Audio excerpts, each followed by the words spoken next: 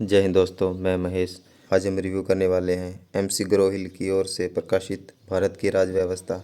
इस पुस्तक के बारे में ज़्यादा बताने की आवश्यकता नहीं है, आप सब भली भांति इसके बारे में जानते हैं। यह पुस्तक एम लक्ष्मीकांत सर द्वारा लिखित है। यह पुस्तक का 7वां संस्करण है जो 2024 में रिलीज़ हुआ है। यदि आप यूपीएससी, यूपीपीसीएस, आरएएस, बीपीएससी या अन्य बड़े एग्ज़ाम की तैयारी कर रहे हैं या करना चाहते हैं तो आप इसके बारे में जानते ही होंगे। लक्ष्मीकांत को पढ़कर बहुत सारे विद्यार्थियों ने यूपीएससी जैसे बड़े एग्ज़ामों में सफलता प्राप्त की है। ये 2024 का नया एडिशन है। छठे एडिशन के बाद इसमें कुछ नए अध्यायों को जोड़ा गया है। हाँ, ये दे रखा है। इसमें कुल 12 नए अध्यायों का समावेश किया गया है, यानी कि 12 नए अध्याय जोड़े गए हैं। एक नया परिशिष्ट का समावेश है। 2020, 2021, 2022 और 2023 के प्रारंभिक प्रश्नों का उत्तर सहित समावेश है। 2020, 2021 और 2022 के मेन एग्ज़ाम का भी समावेश है प्रश्नों का। यूपीएससी की प्रारंभिक एवं मुख्य परीक्षाओं के प्रश्नों के वर्षवार विभाजन का अद्यतन रूप से प्रस्तुतिकरण है। कई विषयों में अतिरिक्त अद्यतन सामग्री का समावेश भी किया गया है। विभिन्न अध्यायों में नए विषयों का समावेश किया गया है। जो नए अध्याय जोड़े गए हैं उसमें पहला है संविधान की अवधारणाएं, उपभोक्ता आयोग, संवैधानिक विधि की संरचना, राष्ट्रीय महिला आयोग, राष्ट्रीय बाल अधिकार संरक्षण आयोग, राष्ट्रीय अल्पसंख्यक आयोग, भारतीय विधिक परिषद, भारत का विधि आयोग, भारत का परिसीमन आयोग, ऐतिहासिक निर्णय और उनका प्रभाव, संवैधानिक व्याख्या के महत्वपूर्ण सिद्धांत, विश्व के संविधान। ये 12 नए अध्याय जोड़े गए हैं और एक नया परिशिष्ट जोड़ा गया है, अनुच्छेदों के संदर्भ में संवैधानिक संशोधन। ये कुछ इसमें नया चेंज किया गया है। अगर आगे बात करें, ये प्रथम संस्करण की प्रस्तावना दे रखी है। यहाँ पे जो दे रखा है यूपीएससी में जो पॉलिटी से आए हुए प्रश्नों का बता रखा है कि कौन सेशन में कितने प्रश्न आ चुके हैं। आईएएस में परी का ये दे रखा है सभी प्रश्न, और ये मेंस के दे रखे हैं कौन सेशन में कितने प्रश्न यहाँ से आ रखे हैं। तो ये अपने ज़रूरी होता है, अपने के लिए बहुत फ़ायदे वाली चीज़ है। यहाँ से देख सकते हैं कि कितना के वेटेज रहता है पॉलिटी का। फिर साथ में ये अच्छी बात है कि यूपीएससी का सिलेबस भी साथ में दे रखा है। पॉलिटी के विशेष संदर्भ में सिलेबस दे रखा है। ये वही सिलेबस है जो अपने यूपीएससी की साइट पर अपने देखते हैं, ये वही सेम सिलेबस है। इस इंडेक्स की बात करें तो इसमें कुल 92 चैप्टर्स हैं। इसकी एक अच्छी बात यह है कि यहाँ आपको अध्यायों के साथ इम्पोर्टेंट टॉपिक्स के भी पेज नंबर साथ में दिए गए हैं।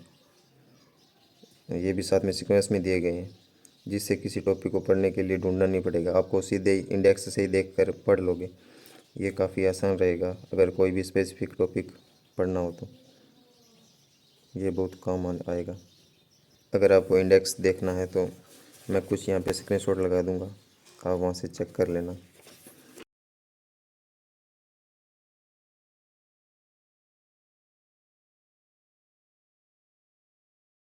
अपने आ गए हैं सीधे 59 चैप्टर पर, जो कि है राष्ट्रीय महिला आयोग, और ये नया अध्याय जोड़ा गया है। जो 12 नया अध्याय जोड़े गए हैं ना, उसमें ये राष्ट्रीय महिला आयोग भी जोड़ा गया है। इस चैप्टर के बारे में अपने कुछ आपको दिखाएंगे।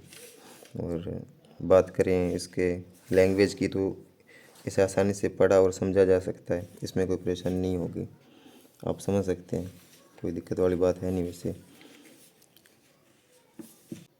इसमें दे रखा है पहले स्थापना टॉपिक दे रखा है, उसके बारे में आगे डिटेल में बताया गया है। फिर दे रखा है संरचना, उसके बारे में आगे डिटेल में समझाया गया है इसके बारे में कि इसकी संरचना कैसी है।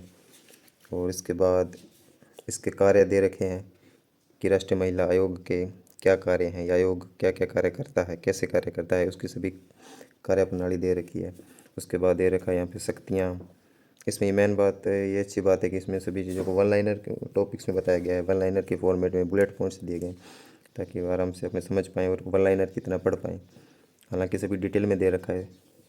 फिर उसके बाद कार्य संचालन कि कैसे कार्य होता है, कैसे काम किया जाता है, क्या क्या आवश्यक है, ठीक है। और ये कुल 4 पेज ही हैं, इसमें 4 पेज जोड़े गए हैं। बात करते हैं भारत का विधि आयोग, ये चैप्टर भी जोड़ा गया है। इसमें ऐतिहासिक पृष्ठभूमि इसके बारे में डिटेल में बताया गया है। उसके बाद अब तक गठित किए गए आयोग, कि कौन से आयोग गठित किए गए हैं। उसके बाद इसकी संरचना के बारे में वर्णन है। उसके बाद विधि आयोग पहला, दूसरा, तीसरा, कौन से आयोग कौन से सन में और इसके अध्यक्ष कौन थे, इसके बारे में बताया गया है। फिर इसके कार्य, इस आयोग के क्या कार्य हैं, कार्य संचालन, भूमिका, इसमें क्या कुछ आगे है। अगर बात करें तो ये जो 71वां चैप्टर है भारत का परिसीमन आयोग, ये भी जोड़ा गया साथ में, इसके बारे में भी आप देख लीजिए।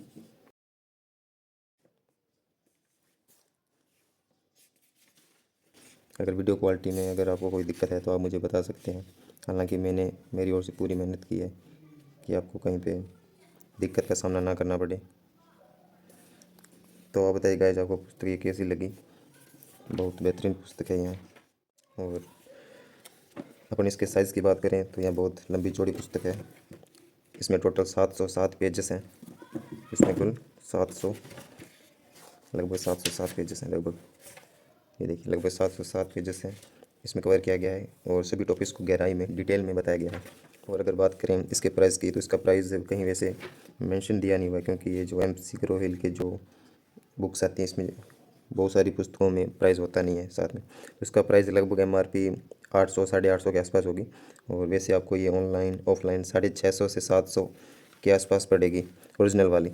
इसकी डुप्लीकेट कॉपी भी आती है जो आपको 400 की मिल जाएगी, 400 के समथिंग मिल जाएगी। उसकी प्रिंटिंग क्वालिटी आपको लो ही देखने को मिलेगी। और आपको कौन सी लेनी है यह पूरा आप पर निर्भर करता है, आपके बजट पर, आप देख सकते हैं। और आप बिना ज़्यादा सोचे इस पुस्तक को कंसिडर कर सकते हैं। यह निश्चित ही आपको सफलता की ओर ले जाने वाली है। आशा है आपको ये रिव्यू पसंद आया होगा। मेरा शुरू से ही क्वालिटी पर फोकस रहा है, न कि क्वांटिटी पर। आपको कम समय में महत्वपूर्ण जानकारी देना ही मेरा उद्देश्य है। इस बुक से रिलेटेड आपकी कोई क्वेरी है तो मुझे कमेंट ज़रूर करें, मैं जल्द ही उसका समाधान करूँगा। अगर आपको क्वालिटी कंटेंट पसंद है तो इस चैनल को सब्सक्राइब ज़रूर करें। धन्यवाद दोस्तों, जय हिंद।